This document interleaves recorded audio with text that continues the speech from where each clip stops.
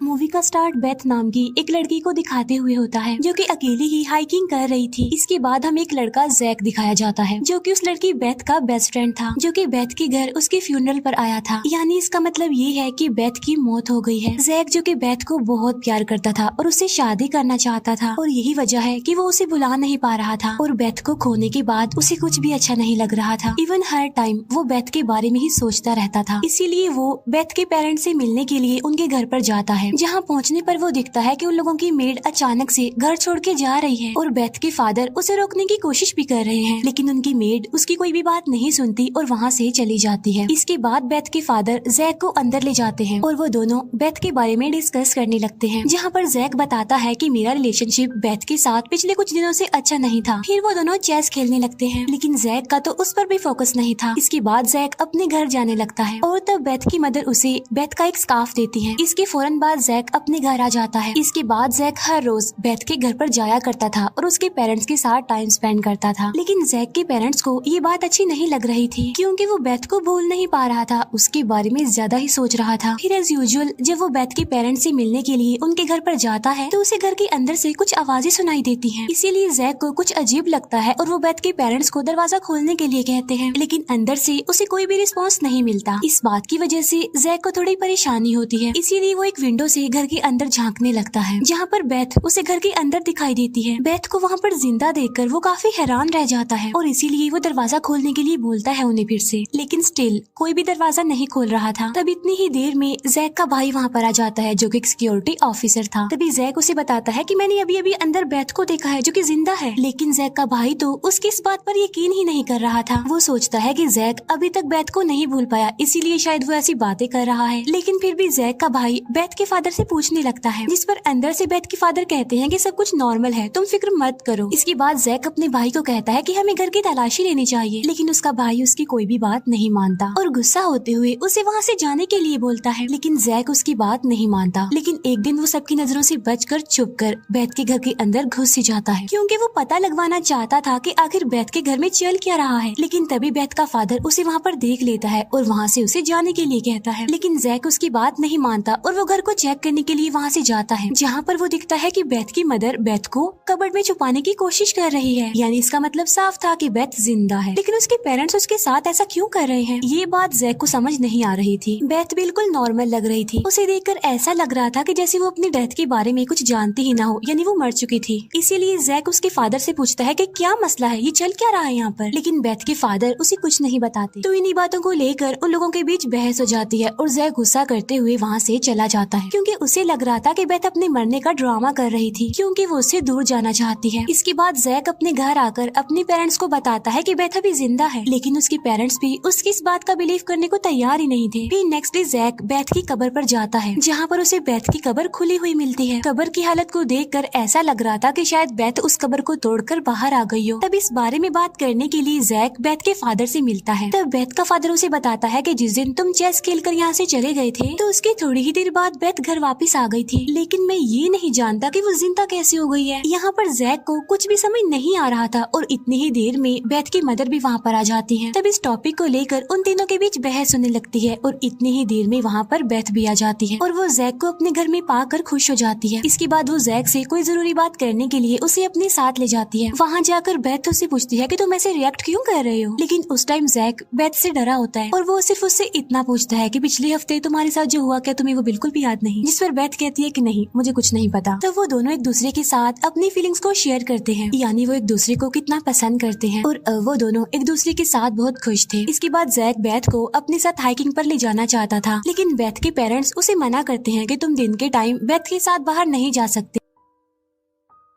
इसके बाद Jack Beth को स्विमिंग पूल के पास ले जाता है। अभी वो दोनों बातें कर ही रहे होते हैं कि तभी अचानक से जैक की नजर बेथ की जख्मी टांग पर पड़ती है और वो किसी की बाइट का निशान था और वो कोई ज़ॉम्बी इन्फेक्शन लग रहा था। तब जैक उससे पूछता है कि तुम मुझे खाना तो नहीं चाहती, लेकिन फौरन ही बेथ भूल जाती है कि वो किस टॉपिक पर बात कर रहे थे। तब ये बात जैक को काफी अजीब लगती है। इसके बाद वो दोनों एक दूसरे के साथ टाइम स्पेंड करते हैं और फिर जैक अपने घर चला जाता है। फिर नेक्स्ट डे जैक जब बेथ से मिलने जा रहा होता है तब वहाँ पर एक पोस्टमैन आता है जो जैक को बहुत सारे सारे लेटर्स देकर वहाँ से चला जाता है। अब जैक ने उस पोस्टमैन को अपने स्कूल टाइम के बाद कभी भी नहीं देखा था, इसीलिए उसे अचानक इतनी अरसे बाद देखकर जैक को काफी हैरानी होती है। फिर जैक बेथ के फादर से मिलता है और वो उससे कहता है कि हमें बेथ को सब कुछ बता देना चाहिए उसकी मौत के बारे में, लेकिन बेथ के फादर ऐसा करने से साफ इनकार कर देते हैं क्योंकि वो बेथ को परेशान नहीं करना चाहते थे। तभी बेथ वहाँ पर आकर जैक को हाइकिंग पर चलने के लिए कहती है। तब ये बात सुनकर बेथ के फादर उसे दिन के टाइम में बाहर जाने से मना करते हैं, लेकिन जैक और बेथ दोनों कोई भी बात सुने बगैर एक पार्क में चले जाते हैं। वो दोनों एक दूसरे के साथ काफी अच्छा टाइम स्पेंड करते हैं, लेकिन तभी अचानक से बेथ के फेस पर अजीब तरह के निशान उभरने लगते हैं। फिर इसके बाद जब वो दोनों घर जाते हैं तो बेथ के फादर बेथ के फेस पर वो निशान बने हुए देख लेते हैं, इसीलिए वो जैक पर गुस्सा करते हैं क्योंकि जैक ने उनकी बात नहीं मानी थी और वो बेथ को दिन में बाहर ले गया था। यहाँ पर फिर से जैक कहता है कि हमें बेथ को उसकी मौत के बारे में सब कुछ बता देना चाहिए, तो इस बात को लेकर उनकी फिर से बहस हो जाती है और बेथ के फादर उसे वहाँ से जाने के लिए कहते हैं। साथ साथ वो उसे बेथ से दूर रहने के लिए भी कहता है, लेकिन जैक उसकी कोई भी बात नहीं मानता और अगले दिन चुपके से बेथ से मिलने जाता है। फिर वो बेथ को सरप्राइज देने के लिए उसे एक बीच पर लेकर जाता है, जहाँ पर जैक बेथ के लिए गिटार बजाकर गाना गाने लगता है, लेकिन अचानक से बेथ का मूड चेंज हो जाता है क्योंकि उसे जैक का गाना अच्छा नहीं लग रहा था। तब अचानक से वो अग्रेसिव हो जाती है और गुस्से में तोड़ फोड़ करने लगती है, लेकिन फिर अचानक से वो नॉर्मल भी हो जाती है, तो इसीलिए जैक उसे रिलैक्स करता है। लेकिन बेथ जो कि फिर से अग्रेसिव हो जाती है और वो जैक को धक्का दे देती है, लेकिन जैक उसे एक बार फिर से संभालता है और उसे अपनी गाड़ी में लाकर बिठा देता है। लेकिन तभी रेडियो पर एक म्यूजिक बजने लगता है जिसे सुनकर बेथ की हालत अजीब हो रही थी। इसके बाद जैक उसे उसके घर पर ले जाता है जहाँ पर बेथ अजीब हरकतें करने लगती है, लेकिन जैक उसके अजीब बिहेवियर की वजह से परेशान हो चुका था। फिर जैक कोई बहाना बनाकर वहाँ से बाहर आ जाता है। फिर नेक्स्ट डे जैक अपनी एक फ्रेंड से मिलने के लिए एक रेस्टोरेंट में जाता है। असल में ये लड़की जैक की बचपन की फ्रेंड थी और उसे यहाँ पर जैक की मदर ने बुलाया था ताकि जैक बेथ को भूलकर उसके साथ टाइम गुजारे। और जब वो दोनों बातें कर ही रहे होते हैं कि तभी रेस्टोरेंट का ऑनर अजीब तरह की हरकतें करने लगता है। तब ये देखकर जैक अपनी फ्रेंड से पूछता है कि क्या तुमने कुछ नोटिस किया कि मरे हुए लोग दोबारा जिंदा हो रहे हैं, लेकिन जैक की फ्रेंड को उसकी ये बात समझ नहीं आती। इसके बाद जैक जब वहाँ से गाड़ी लेकर जा रहा होता है तब उसकी गाड़ी के सामने बेथ आ जाती है, जिसकी वजह से जैक की गाड़ी उस पर चढ़ जाती है। तब ये देखकर जैक जल्दी से उसे गाड़ी के नीचे से निकालता है, लेकिन गाड़ी ऊपर चढ़ जाने के बावजूद भी बेथ को अभी तक कुछ भी नहीं हुआ था। फिर इसके बाद बेथ जैक से बातें करने लगती है, तो इतनी ही देर में जैक की वो फीमेल फ्रेंड भी वहाँ पर आ जाती है, जिसे देखकर जैक को पता चल जाता है कि बेथ किसी और लड़की के साथ घूम रहा है। इसीलिए बेथ गुस्सा करने लगती है, जिस पर जैक उसे समझाता है कि देखो ऐसी कोई बात नहीं, वो सिर्फ मेरी बचपन की एक फ्रेंड है। इसके बाद जैक अपनी फीमेल फ्रेंड को बताता है कि ये बेथ है। तब ये सुनकर जैक की फीमेल फ्रेंड भी हैरान रह जाती है क्योंकि जैक की मदर ने उसे बताया था कि बेथ तो मर चुकी है। फिर इसके बाद उन दोनों की बहस होने लगती है और यहाँ पर बेथ को रियलाइज हो चुका था कि जैक जरूर उसे कोई ना कोई बात छुपा रहा है, इसीलिए वो जैक को कहती है कि मुझे सब कुछ सच बताओ। तो इसीलिए जैक उसे उसकी कब्र के पास ले जाता है और वो उसे बताता है कि हम हाइकिंग पर गए थे जहाँ पर तुम्हें एक सांप ने काट लिया था, जिसकी वजह से तुम्हारी मौत हो गई थी, लेकिन अब तुम दोबारा से जिंदा हो गई हो। लेकिन ये बात सुनकर बेथ काफी परेशान हो जाती है क्योंकि एक मरे हुए इंसान का दोबारा जिंदा होना कोई आसान थोड़ी है, इम्पॉसिबल है ये। जैक उसे कहता है कि हाँ तुम पहले जैसी बेथ नहीं हो, क्योंकि पहले तुम अच्छी हुआ करती थी और अब बात बात पर अग्रेसिव हो जाती हो। सो प्लीज अब मैं तुम्हारे साथ नहीं रह सकता क्योंकि तुम मुझे इंसान से ज्यादा ज़ॉम्बी लग रही हो। तब ये बात सुनकर बेथ गुस्सा हो जाती है और जैक की गाड़ी लेकर वहाँ से चली जाती है। इसके बाद जब जैक अपने घर आता है तो वो देखता है कि उसके ग्रैंडफादर जो कि मर चुके थे अब दोबारा जिंदा होकर वापस आ गए हैं और जैक का भाई उसे शूट करके मारना चाहता है, लेकिन जैक के पेरेंट्स उसे ऐसा करने नहीं दे रहे थे क्योंकि वो कुछ भी नहीं समझ पा रहे थे कि मरे हुए लोग दोबारा जिंदा कैसे हो रहे हैं।